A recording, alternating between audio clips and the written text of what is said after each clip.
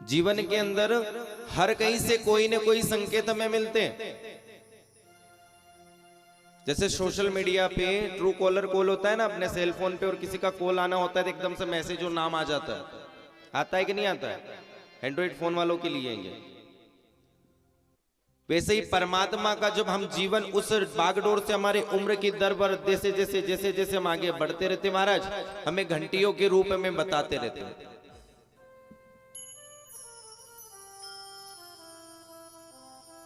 जीवन जैसे जैसे हमारा आगे बढ़ता है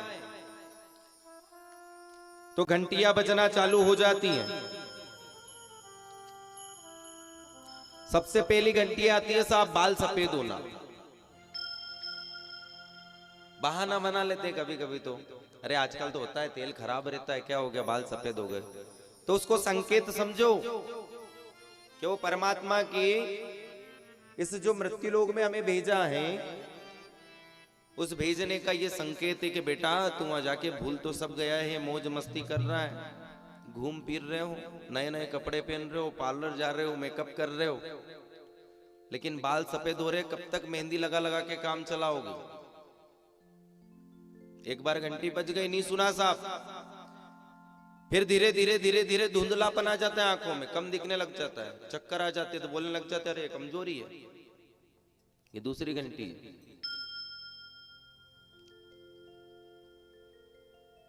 लेकिन उसमें भी चश्मा लगवा लेते हैं। अब तो चश्मे में शर्म आती है साहब, लेंस लगने लग गए, आंखों में लेंस लगवा लेते हैं नंबर वाले के, पता नहीं चलेगा किसी को। न ज्यादा देखना कम हो जाए, क्या रात रात भर मोबाइल चलाते हो इसलिए आंखें कमजोर हो गई। ये मालूम नहीं कि दूसरी वाली घंटी बजी है साहब, लेकिन फिर भी समझ में नहीं आ रही कि भगवान का भजन कर लो, यहीं पे नहीं रहना है, यहीं पड़े रहोगे नहीं, सोचे रहोगे नहीं तो आखिरी में जाके रोना पड़ेगा। जवानी में मजे करने में लगे हैं और बुढ़ापे में भजन करने का सोच रहे हैं, तो कभी बुढ़ापे में भजन नहीं कर सकते साहब।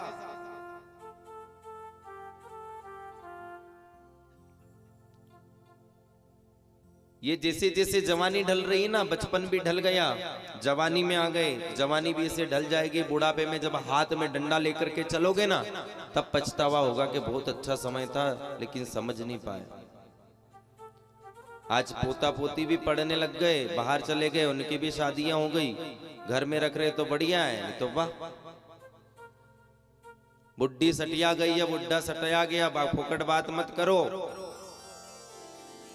अब वो चीज ये भूल रहे हैं कि बेटा ये बुढ़े और बुढ़ी है, एक दिन तुम्हें भी बुढ़ा और बुढ़ी बनना है, तुम्हें भी कोई ना कोई तो बोलने वाला आएगा।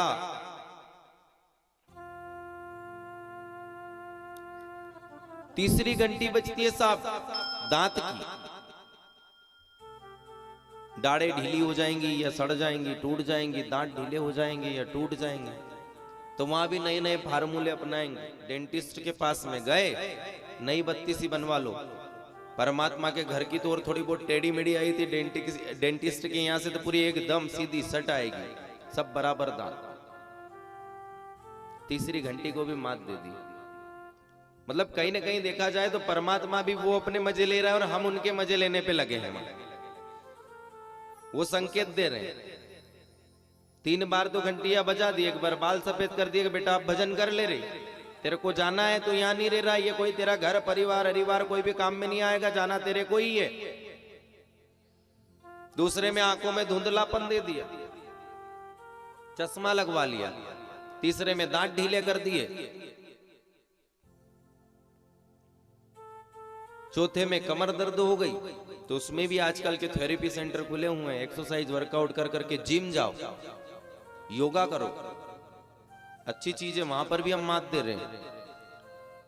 और फिर किसी न किसी बहाने से परमात्मा को देखता है कि बहुत तेरे को मौके दी बेटा, लेकिन तूने भजन का एक भी कार्य अपने हाथ में नहीं लिया और ना ही तू समझ पाया। तो बार बार मैं भी कब तक घंटी बजाऊं, तेरे को शायद सुनाई नहीं दे रहा। तो फिर डायरेक्ट परमात्मा घंटा बजाता है। घंटा कैसा बजाता है? बीमारियों के द्वारा। हार्ट अटैक आ गया, कैंसर हो गया, या डायरेक्ट निकल लिया ऊपर। बहुत अच्छा था, रात को तो मिल के गया मेरे से बेचारा, बोले कि 2-4 दिन बाद में कहीं घूमने चलेंगे, तो ये तो अकेला ही चले गया। महाराज समय का पता नहीं है। हम समझते हैं कि हमें हमेशा के लिए इस भूमंडल के ऊपर रहना है, तो ये गलत है। एक ना एक दिन आपको जाना ही है। कब तक यहाँ पे रहोगे?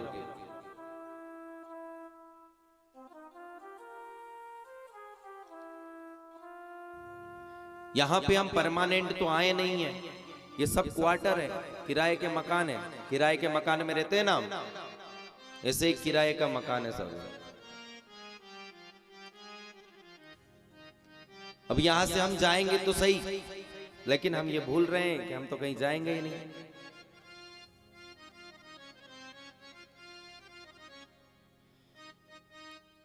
हे मन मुसा